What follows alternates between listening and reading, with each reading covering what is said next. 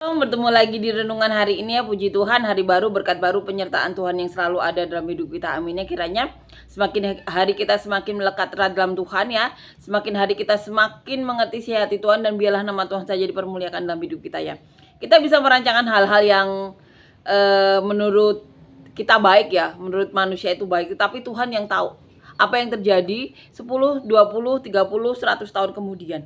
Ya, jadi di sini kita diharapkan untuk selalu belajar ya, untuk selalu belajar mengerti kita sebagai posisi sebagai manusia biasa ya.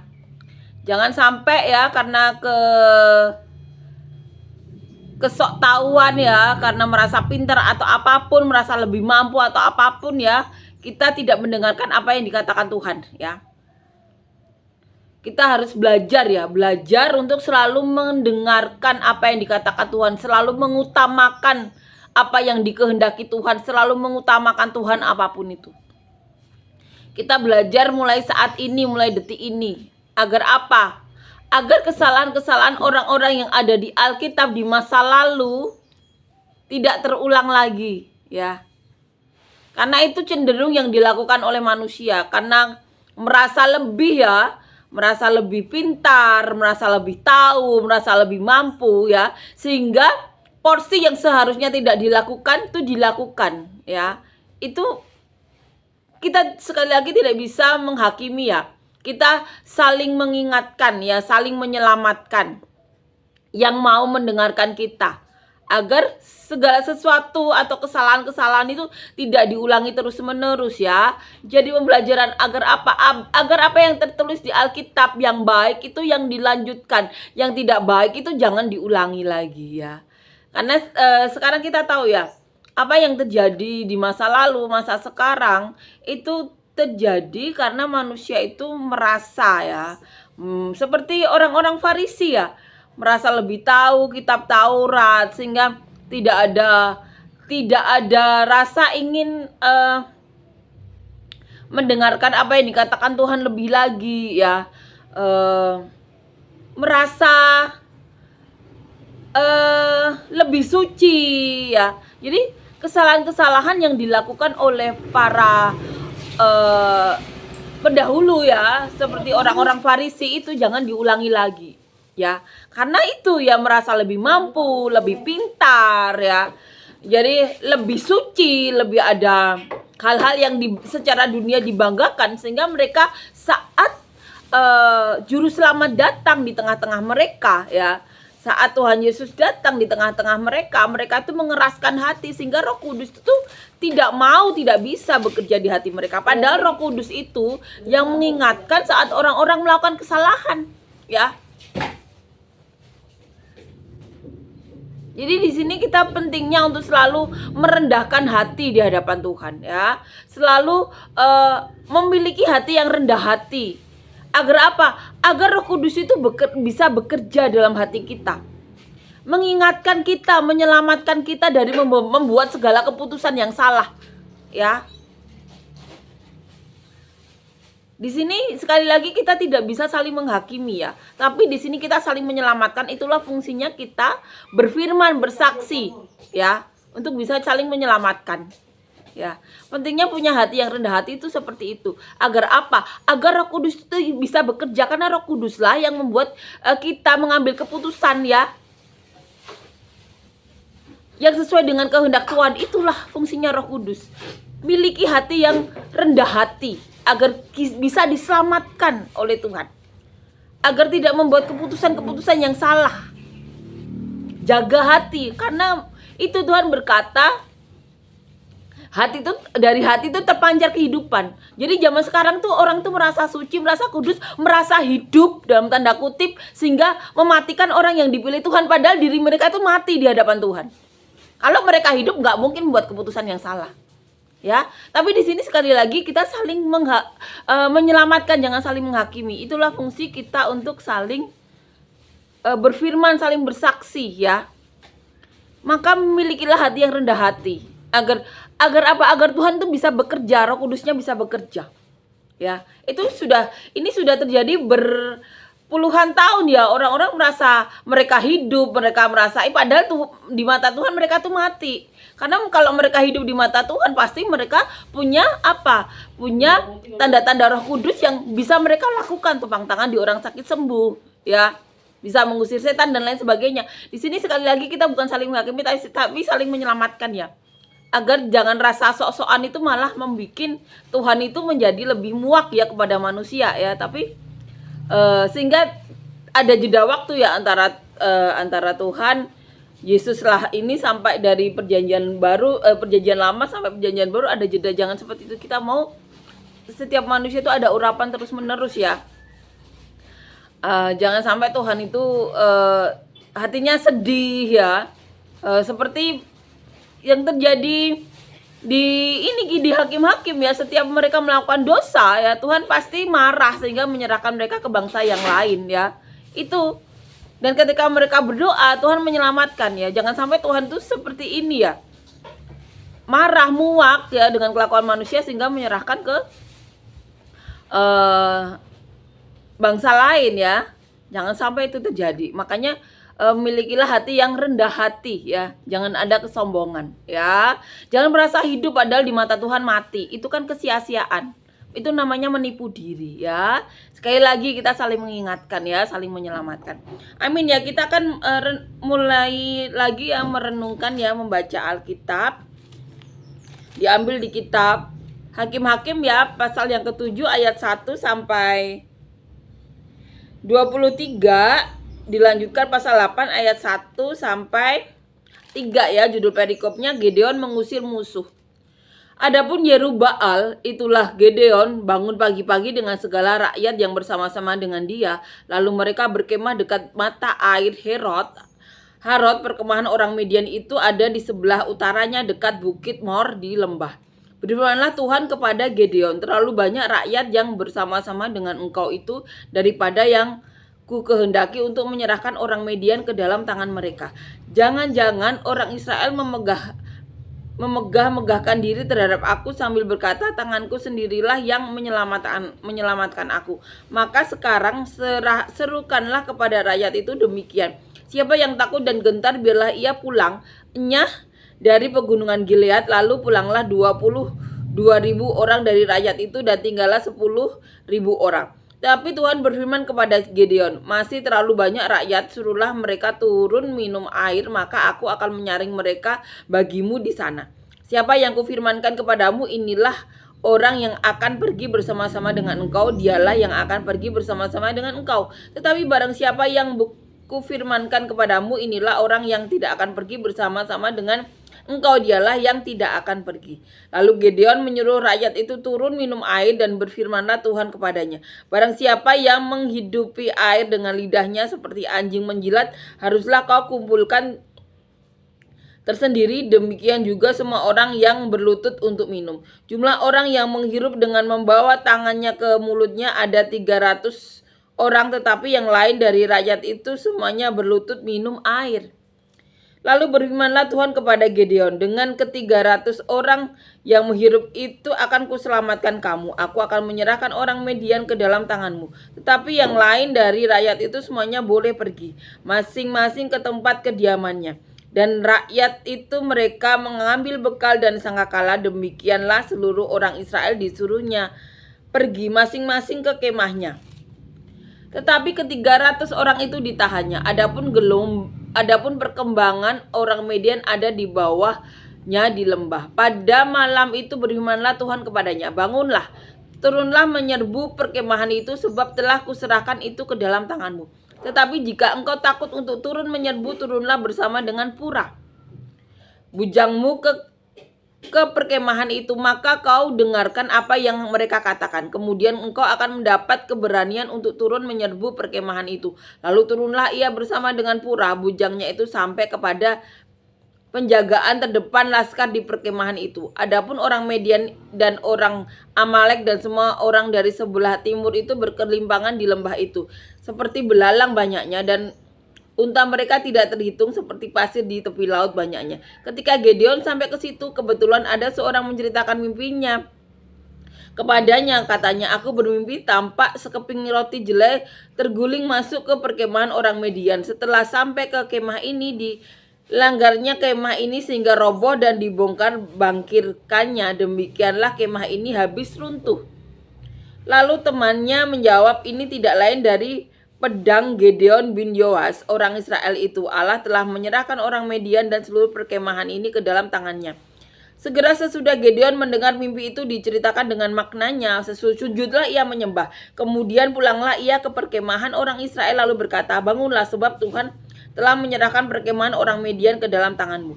Sesudah itu dibaginyalah ke 300 orang itu ke dalam 3 pasukan dan ke tangan mereka semuanya diberikannya sangkakala dan buyung kosong dengan sulut di dalam buyung itu. Dan berkatalah ia kepada mereka, perhatikanlah aku dan lakukanlah seperti yang kulakukan. Maka apabila aku sampai ke ujung perkemahan itu, haruslah kamu lakukan seperti yang kulakukan. Apabila aku dan semua orang yang bersama-sama dengan aku meniup sangkakala, maka haruslah kamu juga meniup sangkakala sekeliling seluruh perkemahan itu dan berseru, demi Tuhan dan demi Gideon. Lalu Gideon dan ke 100 orang yang bersama-sama dengan dia sampai ke ujung perkemahan itu pada waktu permulaan giliran jaga tengah malam, ketika penjaga-penjaga baru saja ditempatkan. Lalu mereka meniup sangkakala sambil memecahkan buyung yang di tangan mereka. Demikianlah ketiga pasukan itu bersama-sama meniup sangkakala dan memecahkan buyung dengan memegang obor di tangan kirinya dan sangkakala di tangan kanannya untuk ditiup serta berseru, pedang demi Tuhan dan demi Gideon. Sementara itu tinggallah mereka berdiri masing-masing di tempatnya sekeliling perkemahan itu, tetapi maaf ya, memori HP habis. Kita akan ulangi ya. Kita akan renungkan ayat demi ayat ya di perikop ini yang judulnya Gideon mengusir musuh.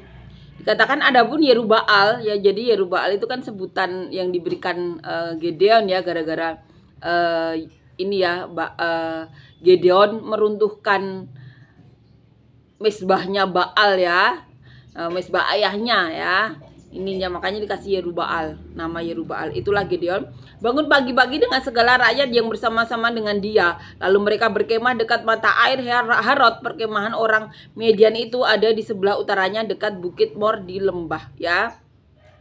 Jadi ini ya kegiatan waktu itu Gideon ini ya, bangun pagi-pagi ya dengan segala rakyatnya ya, bersama dengan segala rakyat. Lalu di sini dikatakan berfirmanlah Tuhan kepada Gideon ya, di peristiwa ini Tuhan berfirman kepada Gideon, terlalu banyak rakyat yang bersama-sama dengan engkau itu daripada yang ku kehendaki untuk menyerahkan orang Median ke dalam tangan mereka. Jangan-jangan orang Israel megahkan diri terhadap aku sambil berkata, tanganku sendirilah yang menyelamatkan aku. Maka sekarang serukanlah kepada rakyat itu demikian, siapa yang takut dan gentar biarlah ia pulang, enyah dari pegunungan Gilead. Lalu pulanglah 20.000 orang dari rakyat itu dan tinggallah 10.000 orang. Jadi di sini Tuhan berkata, ini terlalu banyak orang, nanti mereka membegahkan diri ya. Ini gara-gara aku, bukan karena Tuhan ya. Jadi Tuhan itu mau manusia itu sadar bahwa mereka tuh tidak ada apa-apanya kalau tanpa Tuhan ya. Jadi Tuhan itu tidak mau ya manusia itu memegahkan diri ya. Itu yang Tuhan mau. Jadi Tuhan tuh mau manusia itu sadar bahwa semuanya itu karena Tuhan. Kemenangan-kemenangan yang mereka alami itu karena Tuhan, karena campur tangan Tuhan ya. Ini juga di peristiwa Gideon ini juga Tuhan seperti itu. Nanti mereka mengira semua karena mereka. Makanya Tuhan meminta Gideon untuk berkata, kalau yang tidak berani balik saja. Akhirnya yang balik itu 20.000 orang ya, tinggallah 10.000 orang. Di ayat 4 dikatakan, tetapi Tuhan berfirman kepada Gideon, masih terlalu banyak rakyat, suruhlah mereka turun minum air, maka aku akan menyaring mereka bagimu di sana. Siapa yang kufirmankan kepadamu, inilah orang yang akan pergi bersama-sama dengan engkau. Dialah yang akan pergi bersama-sama dengan engkau. Tetapi barang siapa yang kufirmankan kepadamu, inilah orang yang tidak akan pergi bersama-sama dengan engkau. Dialah yang tidak akan pergi. Ya, jadi ini yang dikatakan Tuhan, siapa yang pergi, siapa yang tidak ya. Itu Tuhan berfirman kepada Gideon. Lalu dikatakan di ayat 5, lalu Gideon menyuruh rakyat itu turun minum air dan berfirmanlah Tuhan kepadanya, barang siapa yang menghirup air dengan lidahnya seperti anjing menjilat, haruslah kau kumpulkan tersendiri. Demikian juga semua orang yang berlutut untuk minum. Jumlah orang yang menghirup dengan membawa tangannya ke mulutnya ada 300 orang. Tetapi yang lain dari rakyat itu semuanya berlutut minum air ya. Jadi peristiwa Gideon ini kan sering kita baca ya, bagaimana Tuhan itu memilih orang-orang yang berperang ya. Orang-orangnya Tuhan, pilihannya Tuhan. Jadi ini disaring lagi siapa yang minum pakai lutut ya, sampai siapa yang menjilat seperti anjing ya. Itu juga Tuhan pilah-pilah lagi. Ini peristiwa ini sering kita dengar ya di gereja ya, saat ada orang berfirman, bahkan di sekolah minggu ya sering kita dengar peristiwa ini.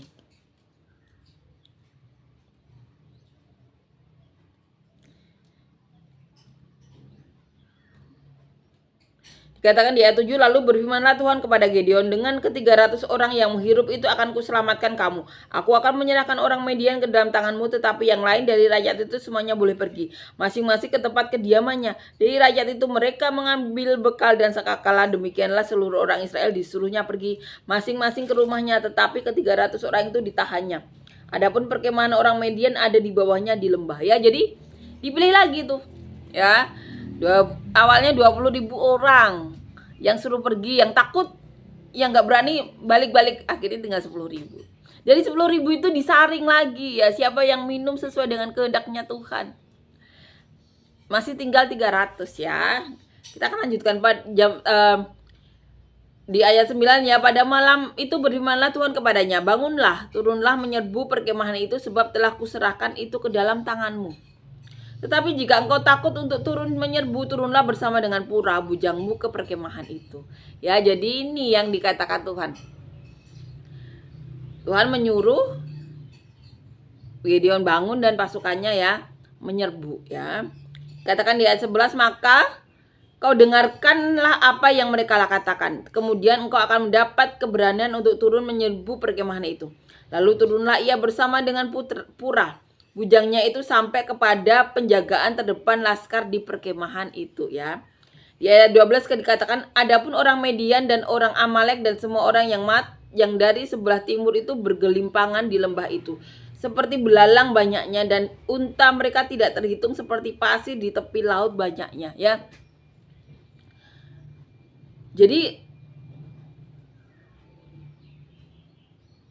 dikatakan di sini orang Amalek itu bergelimpangan seperti pasir, tidak terhitung, seperti pasir di tepi laut banyaknya. Terus di ayat 13 dikatakan, ketika Gideon masuk ke situ, kebetulan ada seorang menceritakan mimpinya kepada temannya, katanya, aku bermimpi tampak sekeping roti jelai berguling masuk ke perkemahan orang Median, tetapi sampai ke kemah ini dilanggarnya kemah itu sehingga roboh dan dibongkar bangkirkannya, demikian kemah ini habis runtuh. Lalu temannya menjawab, ini tidak lain dari pedang Gideon bin Yoas orang Israel itu. Allah telah menyerahkan orang Median dan seluruh perkemahan ini ke dalam tangannya. Jadi ada orang yang ini yang bermimpi ya. Dan dikatakan di ayat 15, segera sesudah Gideon mendengar mimpi itu diceritakan dengan maknanya, sujudlah ia menyembah. Kemudian pulanglah ia ke perkemahan orang Israel lalu berkata, bangunlah sebab Tuhan telah menyerahkan perkemahan orang Median ke dalam tanganmu ya. Jadi ketika Gideon mendengar ada orang yang bermimpi seperti itu ya,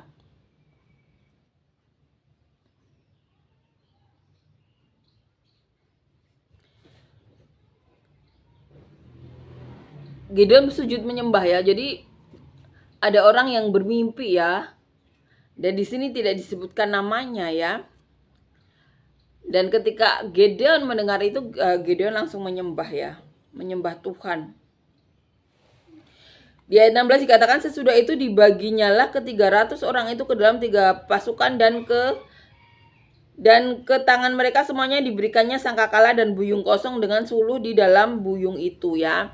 Jadi 300 orang itu ya yang dipilih Tuhan itu dibagi lagi ya dalam 3 pasukan. Ya 17 dikatakan, dan berkatalah ia kepada mereka, perhatikanlah aku dan lakukan seperti yang kulakukan. Maka apabila aku sampai ke ujung perkemahan itu, haruslah kamu lakukan seperti yang kulakukan ya. Ini yang dikalakukan Gideon. Apabila aku dan semua orang yang bersama dengan aku meniup sangkakala, maka haruslah kamu juga meniup sangkakala seluruh perkemahan itu dan berseru demi Tuhan dan demi Gideon ya. Jadi Gideon memberikan perintah ya, atau memberikan petunjuk untuk apa ya, untuk apa yang mereka lakukan ya, atau pasukan itu lakukan ya. Dan mereka disuruh juga ini ya, berseru ya demi Tuhan dan demi Gideon. Di ayat 19 dikatakan lalu Gideon dan ke 100 orang yang bersama-sama dengan dia sampai ke ujung perkemahan itu pada waktu permulaan giliran jaga malam, ketika penjaga baru saja ditempatkan, lalu mereka meniup sangkakala sambil memecahkan buyung yang di tangan mereka. Demikianlah ketiga pasukan itu bersama-sama meniup sangkakala dan memecahkan buyung dengan memegang obor di tangan kirinya dan sangkakala di tangan kanannya untuk ditiup serta berseru pedang demi Tuhan dan demi Gideon, yaitu dilakukannya seperti yang diberitakan oleh Gideon ya. Sementara itu tinggallah mereka berdiri masing-masing di tempatnya sekeliling perkemahan itu, tetapi seluruh tentara musuh menjadi kacau balau ya. Jadi tentara musuh kacau balau ya, berteriak-teriak dan melarikan diri. Sedang ke-300 orang itu meniup sangkakala, maka di perkemahan itu Tuhan membuat pedang yang seorang diarahkan kepada yang lain, lalu larilah tentara itu sampai ke Betsita Serera, sampai ke pinggir Abel Mehola dekat Tabat. Jadi sangkakala itu membuat tentara Median yang banyaknya itu seperti pasir di tepi laut itu, ketika sangkakala itu dibunyikan, mereka kebingungan, bangun dan saling menyerang ya, dan mereka lari ke Betsira ya, ke arah Sera sampai ke pinggir Abel Mehola dekat Tabat. Kemudian dikerahkanlah orang-orang Israel dari suku Naftali dan dari suku Aser dan dari segenap suku Manase, lalu mereka mengejar orang Median itu. Gideon menyuruh juga orang ke seluruh pegunungan Efraim dengan pesan, turunlah menghadapi orang Median dan dudukilah segala batang air sampai ke Bet-bara dan juga sungai Yordan. Maka semua orang Efraim dikerahkan, lalu mereka menduduki segala batang air sampai ke Bet-bara, juga sungai Yordan. Mereka berhasil menawan 2 orang Median, yakni Oreb dan Zeb. Oreb dibunuh di gunung batu Oreb, dan Zeb dibunuh dalam tempat pemerasan anggur Zeb. Mereka mengejar orang Median itu, lalu mereka membawa kepala Oreb dan kepala Zeb kepada Gideon di seberang sungai Yordan ya. Itu yang dilakukannya. Di pasal 8 dikatakan di ayat pertama, lalu berkatalah orang-orang Efraim kepada Gideon, apa macam perbuatanmu ini terhadap kami? Mengapa engkau tidak memanggil kami ketika engkau pergi berperang melawan orang Median ya? Ini yang dikatakan orang-orang Efraim ya kepada Gideon. Ini jawabnya Gideon ya. Jawabnya kepada mereka, apa perbuatanku dalam hal ini jika dibandingkan dengan kamu? Bukankah pemetikan susulan oleh suku Efraim lebih baik hasilnya dari panen buah anggur Abieser? Allah telah menyerahkan kedua raja Median itu, yakni Oreb dan Zeb, ke dalam tanganmu. Apa yang telah kucapai jika dibanding dengan kamu? Setelah ia berkata demikian, maka redalah marah mereka terhadap dia. Ya, jadi ini ya. Jadi kalau kita baca kisah ini itu tidak membosankan ya. Kisah-kisah dari Tuhan itu betapa saat itu benar-benar penyataan Tuhan ya. Dan saat Gideon diperintahkan Tuhan untuk menyerang,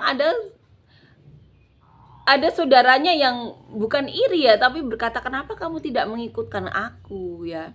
Di sini dikatakan orang-orang Efraim ya. Tapi Gideon merendahkan diri, dibandingkan apa yang kulakukan ini lebih ini kamu, bukankah hasil buah anggurmu itu lebih baik daripada kaum Abieser ya, kaumnya ini keluarganya Gideon ya. Bukankah Allah telah menyerahkan kedua raja Median itu, yakni Oreb dan Zeb ke dalam tanganmu? Apa yang telah kucapai jika dibandingkan dengan kamu? Jadi di sini Gideon merendahkan diri agar reda ya kemarahan orang-orang Efraim karena tidak diikutkan. Karena yang mau juga Tuhan ya. Tuhan menyuruh Gideon itu untuk memulangkan, dengan berkata yang takut balik. Akhirnya yang balik 20.000 tinggal 10.000. Dari 10.000 itu disaring Tuhan lagi cara minumnya, yang dapat 300 ya. Tapi ada orang-orang dari suku Efraim yang merasa kenapa tidak diajak. Akhirnya Gideon di sini merendahkan diri. Hasil kebun kalian lebih baik dari suku Abieser ya. Kemudian bukankah Allah telah menyerahkan raja Oreb dan raja Zeb yang ku capai ini tidak sebanding dengan apa yang kalian capai. Akhirnya amarah orang-orang Efraim yang tidak diajak itu reda ya, karena padahal itu semua maunya Tuhan ya. Dengan membaca banyak kisah ini membuat kita semakin ingin mengenal lagi ya apa yang Tuhan Yesus atau Tuhan Allah lakukan dari zaman dahulu ya, sebelum Tuhan Yesus lahir ya. Membuat kita pengen membaca lebih lagi dan lebih lagi kisah-kisah mereka ya. Penyertaan Tuhan, apa yang Tuhan lakukan di masa lalu tetap Tuhan lakukan di masa sekarang, bahkan sampai kedatangan Tuhan Yesus kedua kalinya lagi. Amin ya. Mari kita sama-sama saling dukung, saling support ya, untuk melakukan apa yang menjadi kehendak Tuhan, agar kisah-kisah penyertaan Tuhan itu selalu menyertai kita dan anak-anak kita ya, sampai kesudahannya. Amin ya. Puji Tuhan, amin. Terima kasih Yesus, terima kasih Tuhan untuk kebaikan-Mu, kasih karunia-Mu, penyertaan-Mu. Kami berdoa untuk siapapun dari kami yang saat ini sedang sakit, berikan kesembuhan kami daripada-Mu. Apapun di tubuh kami yang bukan daripada-Mu, kiranya Kau cabut. Dan kami juga berdoa Tuhan, berikan kami semuanya Tuhan pekerjaan dan usaha yang daripada-Mu, yang mendatangkan hadirat-Mu, yang berkati kami, keluarga kami, orang-orang sekitar kami, bahkan sampai ke penjuru bumi seperti yang Kau mau. Berikan kami semuanya Tuhan, pasangan hidup daripada-Mu, yang takut Kau, yang cinta Engkau, yang mau melakukan kehendak-Mu saja, di mana sebagai pasangan suami istri kami bisa saling mencintai, saling menghargai, saling menghormati, saling dukung, saling support, saling bantu Tuhan. Dan biarlah sebagai pasangan suami istri, Tuhan, berkata-Mu dan nubuatan-Mu tinggal tetap dalam kehidupan kami, tinggal tetap dalam kehidupan anak cucu kami, bahkan sampai generasi mana Kau datang yang kedua kali. Dan sebagai keluarga kami bisa bekerja sama untuk memuliakan-Mu, menyenangkan-Mu, mengembalakan siapapun yang Kau titipkan dalam keluarga kami, menjadi saluran berkat-Mu sampai kesudahannya, sampai ke ujung bumi seperti yang Kau mau. Berikan kami semuanya Tuhan, anak cucu yang daripada-Mu, yang takut Kau, yang cinta Engkau. Dan apabila di antara kami ada sedang melakukan sedang mulai masalah, beban hidup, pergumulan hidup, tantangan hidup, berikan penyelesaian masalah daripada-Mu Tuhan, jawaban doa daripada-Mu, terobosan masalah daripada-Mu, solusi masalah daripada-Mu, dan biarlah nama-Mu saja dipermuliakan dalam hidup kami semuanya. Kiranya kasih karunia-Mu, penyertaan-Mu, dan sejahtera-Mu, kebaikan-Mu melingkupi kami hari ini sampai selamanya, dalam nama Tuhan Yesus, amin.